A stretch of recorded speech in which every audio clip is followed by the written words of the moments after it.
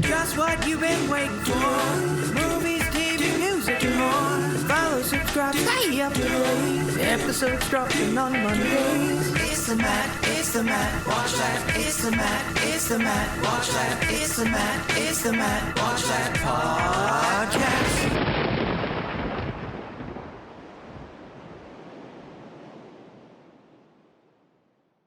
Hey there, welcome to the Matt Watch That podcast, the place for reviews, rants, and randomness. I'm your host, Matt Seroski, filmmaker, film fan. Each episode, I'm going to watch a movie or TV pilot that I probably should have seen but never got around to. It could be a recent favorite, critic's choice, or cult classic. Everyone can join in on the fun. Follow me on Twitter, Instagram, and Facebook at Matt Seroski. You can subscribe to my YouTube page where I'll post videos and clips from the show. If you have any opinions on what I've discussed or suggestions as to what I should see next, use the hashtag MattWatchThat on social. Before we start, I wanted to wish everyone a happy Halloween. I hope everyone has fun tonight, don't get into too much trouble. Now, if you want to make the most of trick-or-treating, I have a suggestion that will double your haul. What you need to do is have two costumes, one with a mask, one without. So you want to walk around the neighborhood with the mask on first. And if any neighbors ask to see who's under the mask, just make a note because you have to skip that house in part 2. And you can egg them later on. So after you get done, you change costumes and walk around without a mask. No one will be of the wiser that you've already been there. Now I know what some people are thinking. Why does it matter the order? Well, if you do it the other way, without the mask first, you run into the possibility of being unmasked, and then you look greedy. That's an awkward moment being confronted by a neighbor. So play it safe. Round 1, wear a mask. Round 2, no mask. My friends and I did this maybe twice, and it worked like a charm. On to the main attraction. Each review will end with a ranking out of 5 stars. 1 star is skip it. 2 stars, watch at your own risk. 3 stars, standard fare. 4 stars, worth checking out. And 5 stars, must see. Now, if I give a title 5 stars, it doesn't mean I'm comparing it to Casablanca, Jaws, or Seinfeld. I rank titles based on other movies or TV series in that genre and at that time period. So let's jump into it. These are my ruminations and observations of the movie Resident Evil from 2002. So how'd I miss it? I knew it was based off of a video game, but one that I'd never played, so I wasn't really interested in seeing it. I wouldn't consider myself a gamer. I've always had video game systems in television, Atari, Super Nintendo, Nintendo 64, Sega Dreamcast, PlayStations, but I usually stuck to sports games, Super Mario, things like that. Wasn't a big first-person shooter. Though, my absolute favorite game in the world is GoldenEye on Nintendo 64. I don't think anything could ever beat that game. It was directed by Paul W.S. Anderson, who helmed Event Horizon, Soldier, Alien vs. Predator, and The Three Musketeers. This would be the second movie based on a video game he directed after Mortal Kombat. The screenplay was written by Paul W.S. Anderson. The Resident Evil video game series was created by Shinji Mikami and Tokuro Fujiwara, and produced by Capcom. The movie stars Mila Jovovich as Alice. She was born in Kiev when Ukraine was a constituent republic of the Soviet Union. Her family emigrated to London when she was 5 years old, eventually settling in Los Angeles a few months later. Both of her parents worked for Brian De Palma and enrolled her in acting classes at the age of 10. She appeared in a few episodes on television before being cast in Return to the Blue Lagoon. She would go on to act in Dazed and Confused, Zoolander, He Got Game, and The Fifth Element.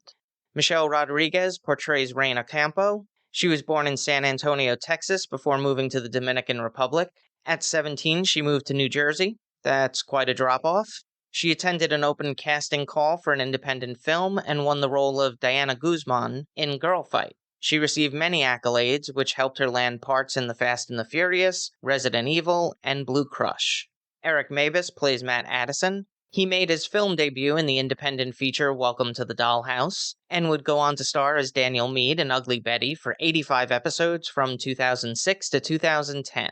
Since 2013, he's been cast as Oliver O'Toole in the television movies Signed, Sealed, Delivered on the Hallmark Movies and Mystery Channel.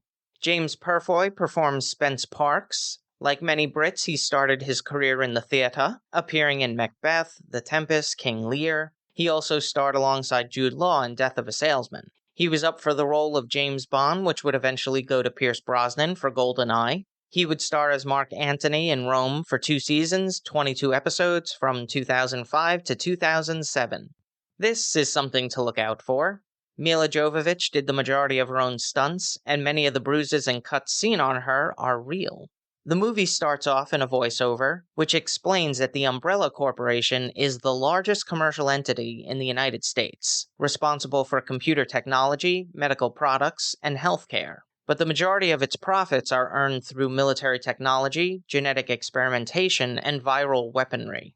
Unknown to the citizens of Raccoon City, beneath their streets lies the Hive, a top-secret research facility owned and operated by the Umbrella Corporation. It houses over 500 technicians, scientists, and support staff who live and work underground on classified bioweapons research.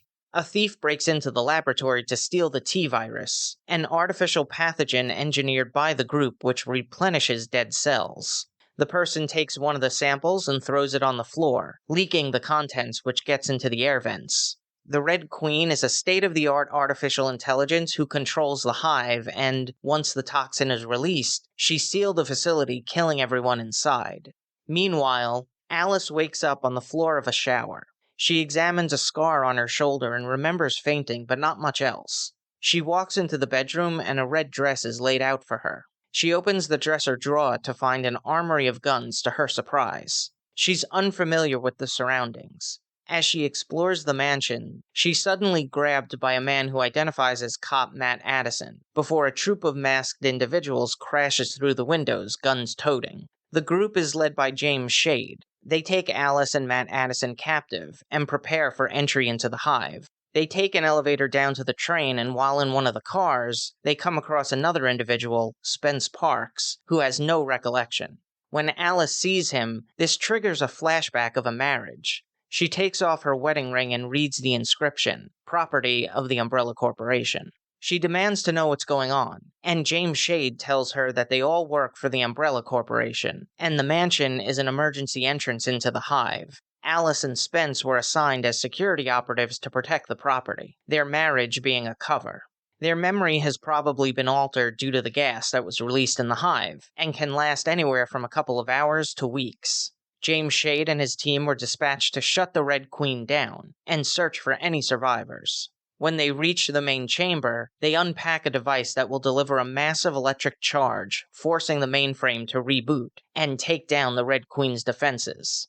Upon the installation of the device, it shuts down the facility, unlocking all the doors and releasing a horde of zombies. Here's a quote without context: "You're going to have to work for your meal."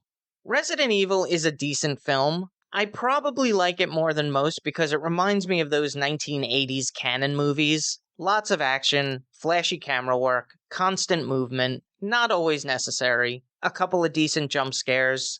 The script was uneven. I did like the fact that we were kind of in the dark in the beginning, not really sure what was going on. But then they had a scene that was just pure plot exposition, laid out exactly what was going on. And I've had a habit in the past of doing this, but it's kind of amateur writing. You always want the exposition to be peppered throughout the script. You don't really want to say, "All right, here it is."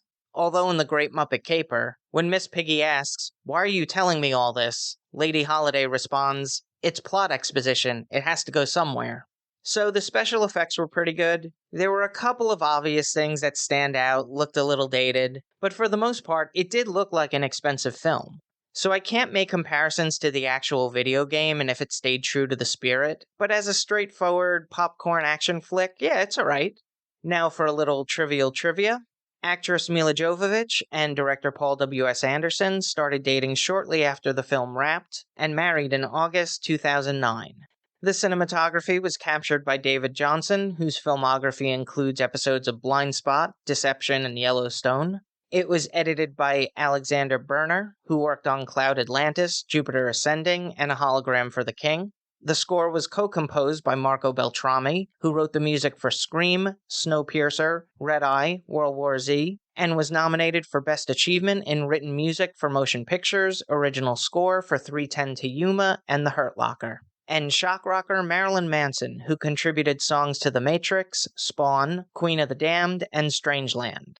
The soundtrack featured songs by Nine Inch Nails, Frontline Assembly, Fear Factor, and Cold Chamber. The music was great. It was fairly common to use alternative rock bands in these action-packed science fiction movies, especially in the late 90s, early 2000s.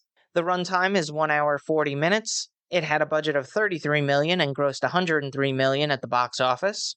It spawned 5 sequels: Apocalypse, Extinction, Afterlife, Retribution, and The Final Chapter. There was an animated miniseries called Infinite Darkness, released in 2021, and a television series, Resident Evil, which is unrelated to the movies. There's a reboot in the works, Resident Evil, Welcome to Raccoon City. I give it 3 out of 5 stars. I've seen worse video game adaptations, but I've also seen plenty better. If you've seen Resident Evil and have opinions on the movie, let me know what you think using the hashtag MattWatchThat. Moving right along, each episode, I'm going to post clips that I think people should watch. It could be movie trailers, music videos, interviews, or something completely random. Search for my YouTube page and there will be a playlist called Matt Watch That Playback. Otters are my favorite non-household pet animals. I'm not sure why. It might have to do with the Jim Henson Christmas special, Emmett Otter's Jug Band Christmas, or it might have to do with the hundreds of otter videos I've watched in a YouTube wormhole.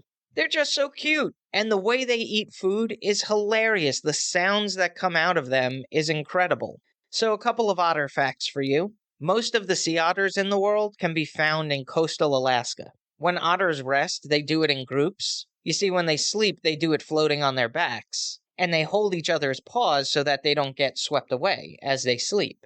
Sea otters consume about 20 to 25% of their body weight each day. They have a loose patch of skin under their armpits, which they use for storage. It's like a pocket. And what do they store?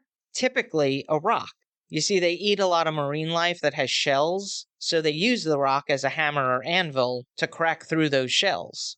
And they'll typically hold on to the same rock for their entire life. So this brings me to my favorite videos. One of otters' favorite pastimes is juggling rocks. No one's really sure why they do it, but I'm glad they do, because it's really fun to watch. So I'm going to post a couple of videos of otters juggling rocks, and they'll all be available in the Matt Watch That Playback playlist on YouTube. Check it out. Now it's time for the recommendation. Yes, that's the word recommendation with Matt in the middle. I'm going to end each podcast with my own recommendation of a movie or TV series. Today I'm talking about Boris Karloff, the man behind the monster. Directed by Thomas Hamilton, who co-wrote the screenplay with Ron McCloskey, this documentary explores the life and legacy of Boris Karloff, best known for his roles as the monster in Frankenstein and the Bride of Frankenstein, Imhotep in The Mummy, Hjalmar Pozig in The Black Cat, Dr. Scarabus in The Raven, and the narrator of How the Grinch Stole Christmas. He was born in Surrey, England, to parents of Indian descent. They passed away when he was young and he was raised by his siblings. He dropped out of college and traveled to Canada, where he worked odd jobs until he found the theater. He would spend a few years touring with different companies before landing in Hollywood, and the rest, as they say, is history. It features interviews with Guillermo del Toro, Ron Perlman, Stephanie Powers, Leonard Maltin, John Landis, Joe Dante, and Roger Corman. Boris Karloff, the man behind the monster, is currently streaming on Shudder. That's all for this edition of Matt Watch That. Thanks for listening to me babble. You can follow me on Twitter, Instagram, and Facebook at Matt Seroski. You can subscribe to my YouTube page where I'll post videos and clips from the show. If you have any opinions on what I've discussed or suggestions as to what movie or TV pilot I should see, use the hashtag MattWatchThat on social. Head over to mattseroski.com for the latest news and updates, and come back next time for the reviews, rants, and randomness.